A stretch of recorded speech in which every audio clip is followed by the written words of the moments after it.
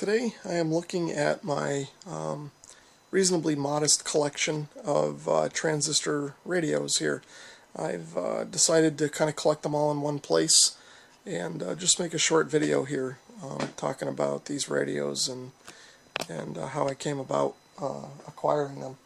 So I guess I'll start off here on the right. The first one is a Sony model ICF30W, and I think the W stands for the walnut cabinet.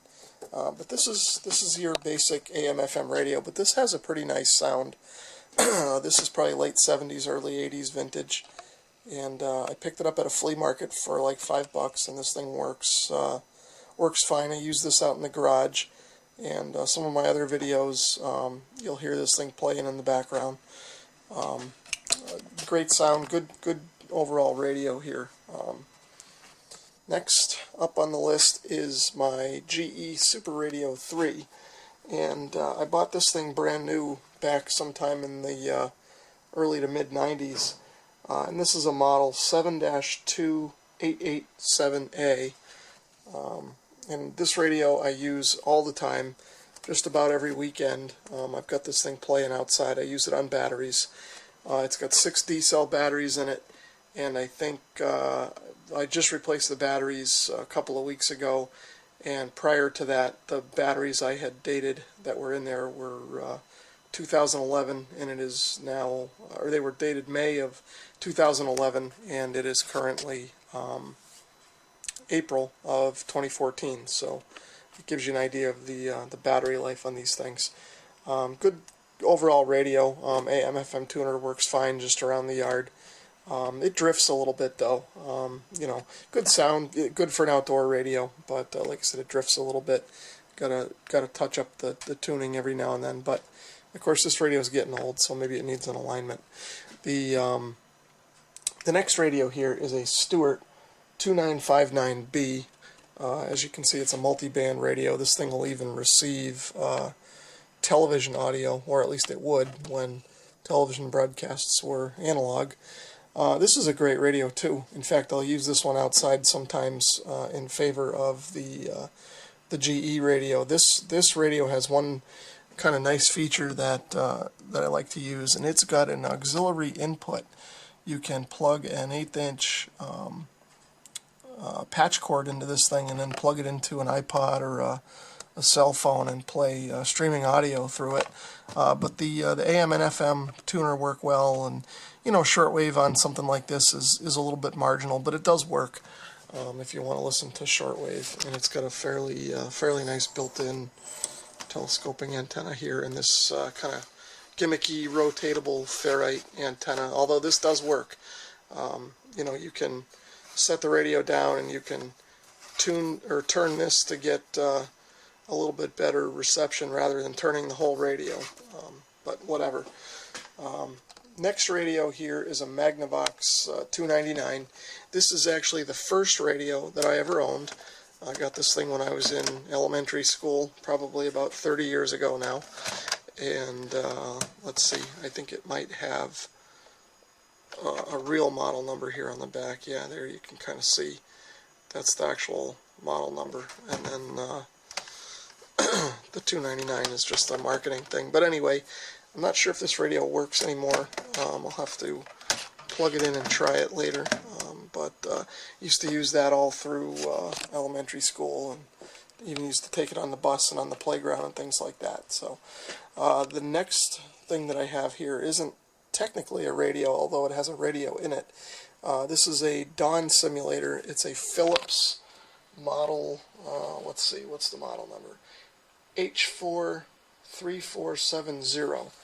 And like I said, the purpose of this more is for sort of an alarm clock type of thing. It's got a built-in clock, but clock radio, so you can wake up to the radio, or you can wake up to an alarm or chirping birds. But the whole gimmick with this thing is that there's a light inside that will slowly turn on over the course of you know, 15 or 20 minutes. I think it's programmable, so you can kind of simulate the sun rising, and hopefully this is supposed to wake you up a little more gently than a traditional alarm clock.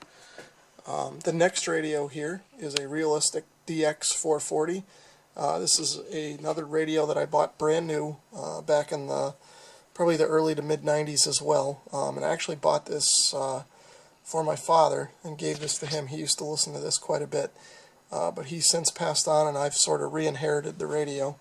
Don't use it a whole lot, but I do once in a while pull it out. And of course, as far as this collection goes, this is the best radio for shortwave reception and things like that. So it works pretty well. You can put an external antenna on it, and it works quite nicely.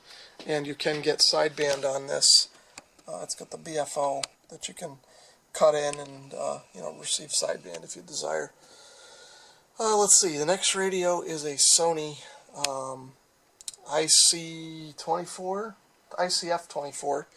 and this is just something I picked up at a local tag sale or yard sale for those of you not in the Connecticut or Western Mass area.